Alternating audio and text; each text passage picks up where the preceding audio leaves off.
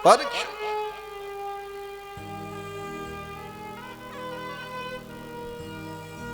श्रोताओं के शास्त्रकारों ने बड़े प्रकार किए हैं, उपमा दी है श्रोताओं की भी। जैसे प्रवक्ताओं के लक्षण बताए हैं, ऐसे श्रोताओं के भी लक्षण बताए हैं साहब। एक होता है हंस श्रोता, एक होता चात्रिक श्रोता, और एक होता है मीन श्रोता। हंस, हंस बड़ा विलक्षण पक्षी है। 1 लीटर दूध में आप 1 लीटर पानी डाल दें, क्यों साहब? 1 लीटर दुग्ध में 1 लीटर जल मिला दें और उसके हंस के सामने पात्र भरे, रख दो, ले भैया पी ले, तो हंस क्या करेगा? पानी मिला हुआ है लेकिन उसमें से दूध तो खींच लेगा, पानी छोड़ देगा। ये हंस है। ऐसे ही कथा में कई ऐसी बातें आती है भाई, सिद्धांत को समझाने के लिए बड़े दृष्टांत देते हैं विद्वान लोग। जैसे हंस केवल दूध ही दूध ग्रहण कर लेता है, ऐसे ही वो उत्तम हंस श्रोता श्री कृष्ण चर्चा को ग्रहण कर लेता है, अन्य बातों की ओर ध्यान ही नहीं देता। श्री कृष्ण कथा को बड़े प्रेम से सुनता है, भगवत कथा को बड़े प्रेम से, भक्तों की कथा को बड़ा मन लगाकर सुनता है, कल्याणकारी उपदेशों को बड़े प्रेम से सुनता है, संसार की आलतू फालतू बातों की ओर उसका मन जाता ही नहीं है। वो हंस श्रोता। ऐसे ही एक श्रोता और है, चात्रिक। चातक किसे कहते हैं भाई? बताएगा कोई? हरि बोल, हरि बोल। अरे वारे परीक्षित है, पक्के परीक्षित है भाई।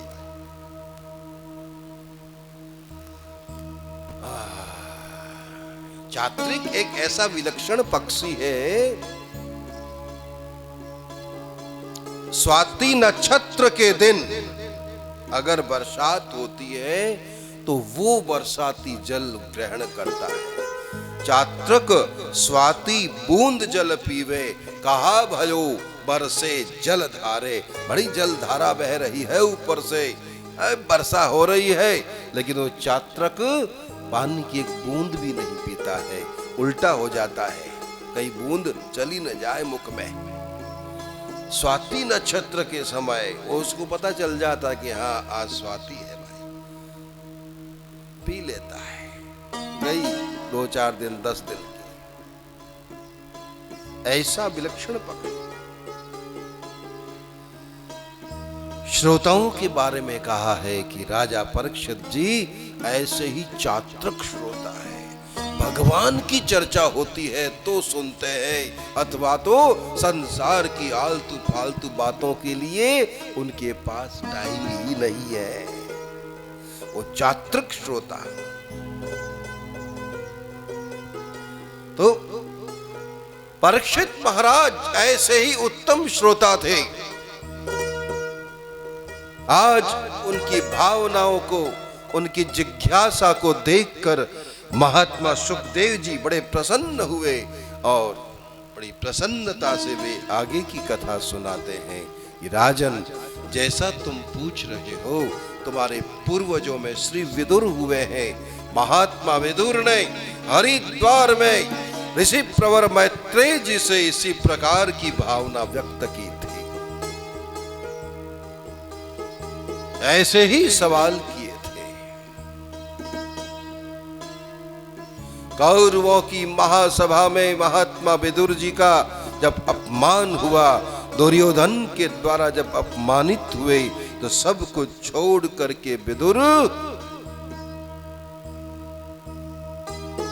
वन में चले गए। नहीं रहना मुझे।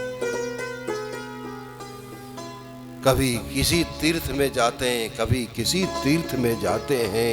चलते चलते श्रीधाम वृंदावन, जो कि भगवान श्री कृष्ण की लीला भूमि है, में आ गए। वृंदावन में यमुना के किनारे क्या देखा कि यदुवंशियों के महामंत्री भगवान श्री कृष्ण चंद्र के परम प्रिय, देवताओं की गुरु बृहस्पति के प्रिय शिष्य महाज्ञानी उद्धव जी विराजमान है। उद्धव को जब देखा तो विदुर गदगद हो गए। प्रणाम किया, उद्धव प्रणाम करता हूं। एक कौरवों की महासभा के महामंत्री है तो दूसरे यदुवंशियों की सभा के महामंत्री है।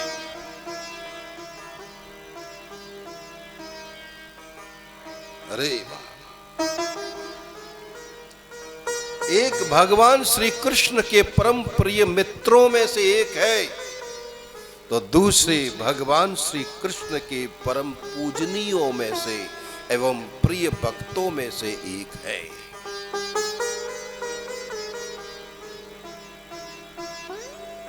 एक पांडवों के रिश्ते में भाई से लगते हैं तो दूसरे विदुर पांडवों के लिए चाचा दादा के समान है। हरि बोल। लेकिन दोनों ही संत पुरुष है। आहा हा, निर्मल हृदय है। दोनों ही भगवान के परम प्रिय भक्त भी है। दोनों संत मिले हैं साहब, गले मिले। संत मिलते हैं तो ऐसे। उन महात्मा पुरुषों का मिलन जब देखा तो किसी संत ने, किसी विद्वान पुरुष ने कह दिया। क्या कह दिया? हरि बोल। चार मिले 64 खिले, 20 रहे कर जो, हरिजन से हरिजन मिले तो बिह से 7 करो। संत जब मिलते हैं तो 4 आंखें मिलती हैं। 32 उसके 32 उसके दांत खिल जाते हैं, रोम रोम खिल जाता है। हाय हाय हाय। दोनों महात्मा मिले, देखने वाले धन्य हो गए कि वारे वाह, संतों का मिलन भी कैसा विलक्षण लोकोत्तर होता है। अब संत तो भैया संसार की बातें फालतू करते ही नहीं है?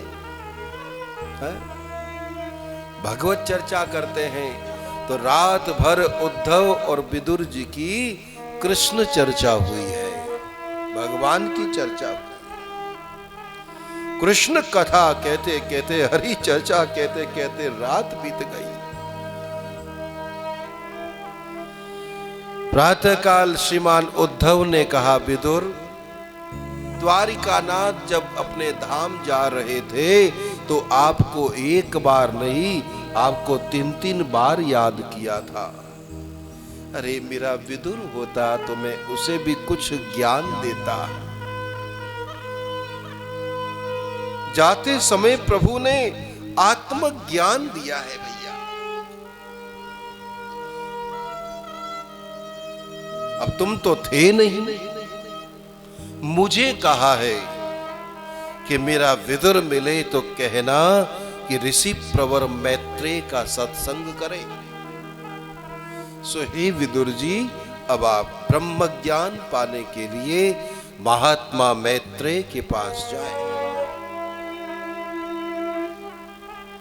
आपस में मिले हैं, और जमुना किनारे चलते चलते आगे हरिद्वार में गंगा किनारे ऋषि प्रवर मैत्रेय जी के आश्रम में श्री विदुर जी महाराज जा पहुंचे। बोलो विदुर जी महाराज की। मैत्रेय ऋषि की। ऋषि प्रवर महात्मा मैत्रेय जी को बारंबार प्रणाम किया है विदुर जी ने। पत्र फूल अर्पण किए हैं विदुर जी ने। पुनः पुनः प्रणाम करके आसन पर बैठ गए और निवेदन किया है।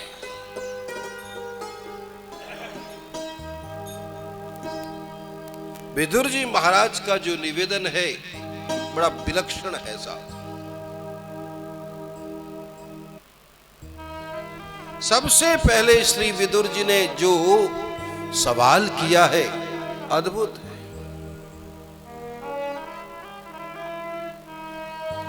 प्रभु कृपा करके ये बतावें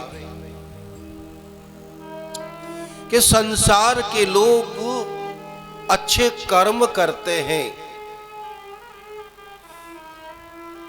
सुख पाने के लिए कर्म करते हैं।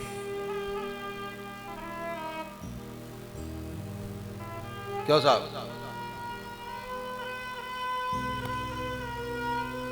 सुखाय कर्माणि करोतु लोके न ते सुखम। इस संसार के लोग सुख पाने के लिए कर्म करते हैं, न ते सुखम, उन्हें सुख क्यों नहीं मिलता है? ये उल्टा क्यों हो जाता है? भाई लोग लाखों लाखों रुपया खर्च करते, अच्छे अच्छे कर्म कराते हैं। कोई हवन कराता है तो कोई कथा भागवत कराता है, तो कोई तीर्थ यात्रा कर रहा है, तो कोई कछु करे है। कितना कितना वो तन से, मन से, धन से है, कितना खर्च करता है, तन मन धन अर्पण कर देता है, लेकिन फिर भी उसके साथ अच्छा क्यों नहीं होता? वो बेचारा दूसरे का अच्छा करते करते मर जाता है, लेकिन उसका अच्छा क्यों नहीं होता? सुखाय कर्माणि करोतु लोके न ते सुखम वान्यदुपारमिद्वाहा। गुरुदेव, एक कैसी विलक्षण बात है। मैं यही सब जानना चाहता हूं और साथ ही साथ कृपा करके ये बतावे कि भगवान सर्वेश्वर कैसे सृष्टि, पालन एवं लय करते हैं। मैं प्रभु की ये त्रिविध लीला को भी जानना चाहता हूं। महात्मा जी ने जैसा उन्होंने पूछा वो सब बताया। हरिद्वार में गंगा किनारे महात्मा मैत्रेय श्री विदुर जी को कथा सुना रहे हैं और गंगा किनारे ही सुक्तार में श्रीमान सुखदेव जी पांडव वंशीय महाराज परीक्षित जी को कथा सुना रहे हैं। और आज वही पुरातन कथा श्रीमान रावत जी सपरिवार वृंदावन धाम में सुन रहे हैं। बोलो वृंदावन बिहारी लाल की जय। हरि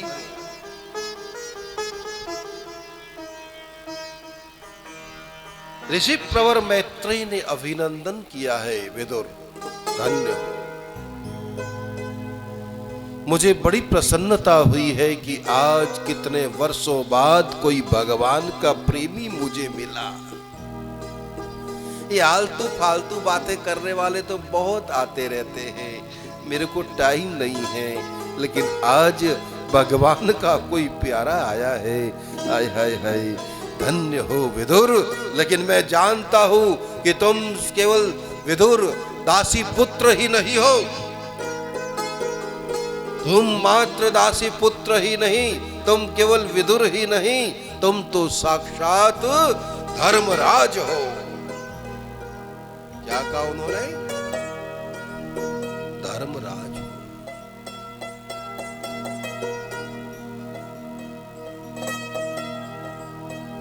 ऋषि प्रवर मांडव्य ने धर्मराज को शाप दे दिया था। परिणाम स्वरूप भगवान धर्म ही दासी पुत्र के रूप में इस पृथ्वी लोक में आए।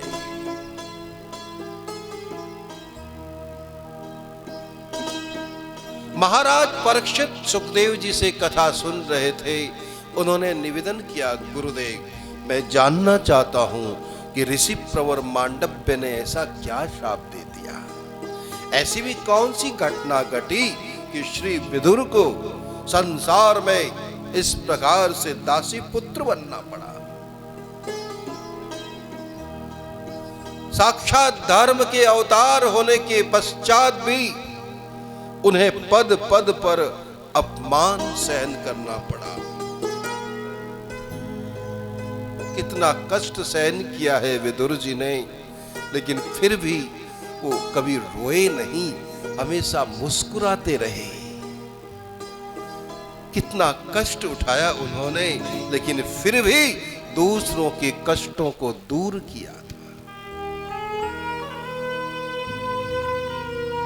मैं जानना चाहता हूं ऐसी भी कौन सी विलक्षण घटना घटित हुई। राजा ने जब प्रेम से पूछा तो सुखदेव जी ने बताया कि हे महाराज परीक्षित, ध्यान से सुनो।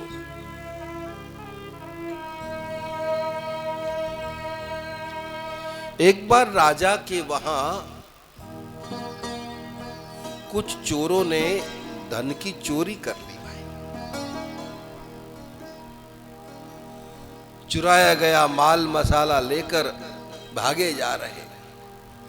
अब वो जमाना बड़ा राजशाही, राज कर्मचारी भी जागरूक रहते थे। आजकल के सैनिक तो क्या जागरूक रहते हैं, 2 4 5 उनको दिए तो बेचारे भागना ही बंद कर देते हैं। लेकिन वे निष्ठावान कर्मचारी थे, पीछा करने लगे। चोर भागे भागे जंगल में महात्मा मांडव्य की कुटिया में आ गए। चुराया गया धन ऋषि प्रवर मांडव्य की कुटिया में छोड़ दिया और डर के मारे पीछे झाड़ियों में छुप गए। राज कर्मचारी वो सिपाही भागे भागे आए, क्या देखा कि चुराया गया धन तो यहां पड़ा है लेकिन चोर नहीं। इधर उधर देखा तो ये महात्मा जी आंखें बंद करके बैठे हैं। सिपाही समझ नहीं पाए, तुरंत ही निर्णय कर लिया, अरे चुराया गया धन यहां पर है तो इसका मतलब ये साधु बाबा चोरों का सरदार है। ये बाबा जी भी चोर है, पकड़ लो इस बाबा को। झूठ मूठ ही आंख बंद करके बैठा है, पकड़ लो। और इधर उधर ढूंढ ढांड के पीछे झाड़ियों में गए तो उन चोरों को भी पकड़ लिया गया। चोरों को, ऋषि मांडव्य को और उस धन को लेकर सिपाही राजा के सामने आए कि हे महाराज, ये आपका धन, ये चोर हैं और ये जो बाबा है, हमें ऐसा लगता है कि ये बाबा नहीं, ये चोरों का सरदार है, क्योंकि धन इसी की कुटिया में मिला। ऐसा चढ़ा दो सबको सूली पर। सिपाहियों ने सबको सूली पर चढ़ा दिया। चोर तो सूली पे बैठते ही मरमुराए गए, लेकिन ऋषि प्रवर मांडव्य बड़े योगी महात्मा थे, सिद्ध पुरुष थे, तो सूली पर बैठने के बाद भी उनका कुछ भी नहीं हुआ, बिल्कुल स्वस्थ बैठे रहे। सवेरे सवेरे राजा ने आकर के देखा, क्या देखा कि वे चोर तो मरे पड़े हैं, लेकिन महात्मा मांडव्य अभी ज्यों के त्यों बैठे हैं और मुस्कुरा रहे हैं। राजा ने देखा कि अरे सूली पर बैठे फिर भी मुस्कुरा रहे, और ये तो कोई बहुत बड़े योगी है, नीचे उतारो इन्हें, बड़ी भूल हो गई हम लोगों से। नीचे उतारा और चरणों में सिर रख के क्षमा याचना करी, बाबा क्षमा करें, क्षमा करें, हम संसारिक आपको पहचान नहीं पाए, हे योगी राज, हे महात्मा, हमें क्षमा कर दें, हमारे सिपाहियों से बड़ी भूल हो गई, क्षमा।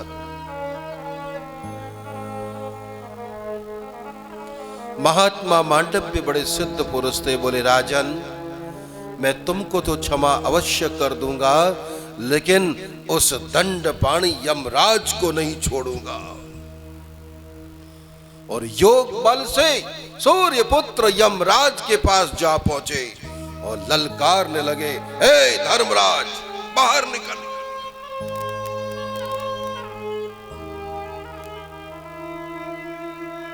बंधुओं,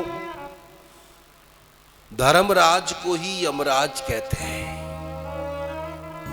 स्वर्ग में रहने वाले को वे धर्मराज के रूप में दिखते हैं, और नरक में रहने वाले को वे यमराज के रूप में दिखते हैं।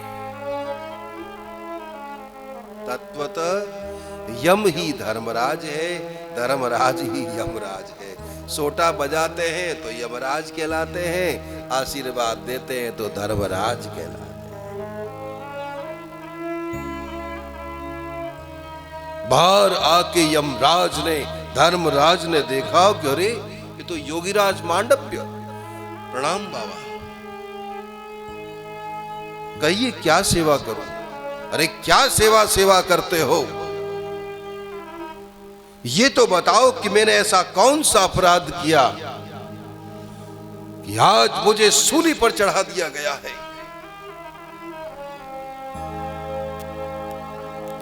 यमराज ने कहा, प्रभु क्षमा करें,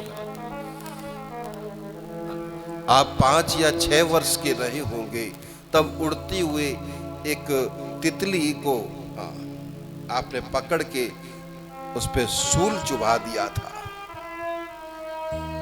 अच्छा, 5-6 साल की आयु में ऐसा किया? अरे मूर्ख यमराज, 5-6 साल की अवस्था अबोध अवस्था होती है, ऐसी अबोध अवस्था में किए गए पापों का, ऐसे कर्मों का फल इतना कठिन नहीं दिया जाता है। अरे मूर्ख, मैं तुझे शाप देता हूं, तू यहां रहने के लायक नहीं है, तू धरती पर निकल जा, धरती पर गिरो,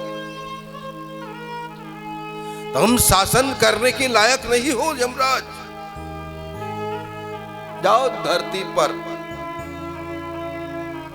कष्ट को सहन करो, दुख दर्द को सहन करो, तब तुझे पता चलेगा कि कष्ट किसे कहते हैं। जाओ धरती पर जा गिरो और दासी पुत्र बनो। ऋषि प्रवर मांडव्य के सापवशात भगवान यमराज धर्मराज ही आज विदुर बन के आए। भगवान महर्षि मैत्रेय ने बड़ा अभिनंदन किया है, और जैसा कि उन्होंने पूछा, एक एक करके उनकी शंकाओं का समाधान किया। बोलो भक्त वत्सल भगवान की, श्री कृष्ण कन्हैया लाल की जय। जय जय श्री राधे।